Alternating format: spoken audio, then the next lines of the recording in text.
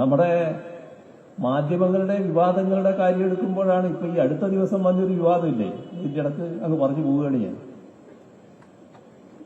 VP ജയരാജന്റെ ഒരു പുസ്തകം പ്രസിദ്ധീകരിക്കുന്നു എന്ന് പറഞ്ഞുകൊണ്ട് വന്ന വാർത്ത പ്രകാശനം ചെയ്യുന്നു. ഒരാളൊരു പുസ്തകം എഴുതിയാൽ ആ പ്രകാശന ചടങ്ങിൽ അയാൾ വേണ്ടേ, അല്ലെങ്കിൽ അയാൾ അറിയണ്ടേ? അങ്ങനെ ഒരു പ്രകാശന ചടങ്ങ് ഉണ്ടെന്നെങ്കിലും അയാൾ അറിയണ്ടേ? എന്തൊക്കെയാണ് നമ്മുടെ നാട്ടിൽ വിവാദങ്ങളായിട്ട് വരുന്നതെന്നാണ് നോക്കേണ്ടത്. ജയരാജൻ പറഞ്ഞല്ലോ അതുമായി ബന്ധപ്പെട്ടുള്ള കാര്യങ്ങൾ. ഞാനൊരു ആത്മകഥ എഴുതുന്നുണ്ടെന്നുള്ളത് ശരിയാണ്, അത് ആർക്കും കൊടുത്തിട്ടില്ല, ആരെയും പ്രസിദ്ധീകരിക്കാൻ ചുമതലപ്പെടുത്തിയിട്ടില്ല, ഒരു പ്രസിദ്ധീകരണശാലയുമായി കരാർ ഒപ്പിട്ടിട്ടില്ല. പുസ്തകം എഴുതുന്നു എന്ന് കേട്ടതുകൊണ്ട് ചില പ്രസാധകരെ എന്നെ സമീപിച്ചിരുന്നു. എഴുതി തീരട്ടെ, നമുക്ക് ആലോചിക്കാമെന്നാണ് പറഞ്ഞത് എന്ന് അദ്ദേഹം വ്യക്തമാക്കി. സാധാരണഗതിയിൽ എഴുതിയാളില്ലാതെ ഒരു പ്രകാശനം മറ്റെന്തെങ്കിലും സംഭവിച്ചു പോയാൽ നടക്കും കേട്ടോ, സാധാരണ നടക്കും. ഇതല്ലേ ഏതെല്ലാം തരത്തിലാണ്. പിന്നെ പുസ്തകം വായനക്കുള്ളതാണല്ലോ. വായനക്കുള്ള പുസ്തകം നേരെ വാട്സപ്പ് സന്ദേശമാക്കിയിട്ട് കൊടുക്കും എല്ലാവരും. പുസ്തകം ആകെ എന്ന് പറഞ്ഞുകൊണ്ടല്ലേ കൊടുക്കുന്നത്, അതല്ലേ പ്രസിദ്ധീകരിക്കുന്നത്. അപ്പോ പ്രസിദ്ധീകരണശാല ആ പുസ്തകത്തിന്റെ സാധാരണഗതിയിലുള്ള പ്രസാധനമല്ല ഉദ്ദേശിക്കുന്നത്.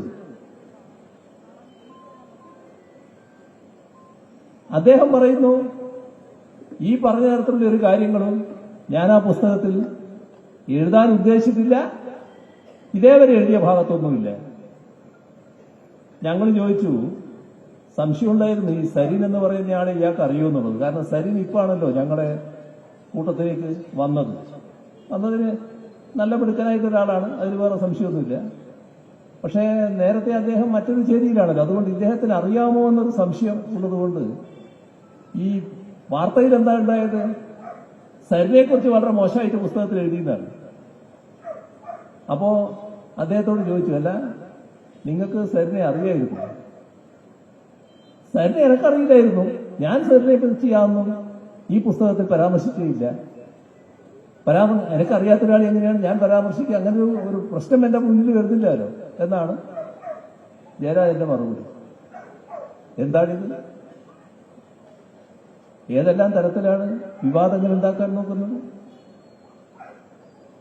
അപ്പൊ കൂട്ടത്തിൽ ജയരാജൻ പറയുന്നത് കേട്ടു, കഴിഞ്ഞ ദാവേദത്തിന്റെ കാര്യം 1.5 വർഷം മുൻപാണ് ജയരാജനെ കണ്ടിരുന്നത്.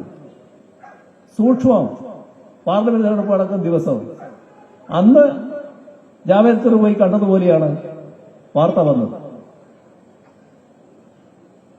ഇപ്പോ ഉപതെരഞ്ഞെടുപ്പ് നടക്കുന്നു.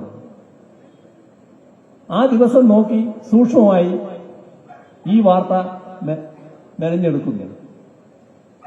ഇതല്ലേ വിവാദ പണ്ഡിതന്മാർ ചെയ്യുന്ന കാര്യം?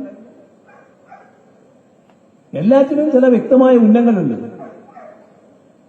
ആ ഉന്നങ്ങൾ ജനങ്ങൾ ഒറ്റപ്പെട്ടുകൊണ്ടിരിക്കുന്ന UDF-നെ സഹായിക്കലാണ്, BJP-യെ കഴിയാവുന്നത്ര സഹായിക്കലാണ്. ഇതാണ് വിവാദങ്ങളുടെ ഉന്നം.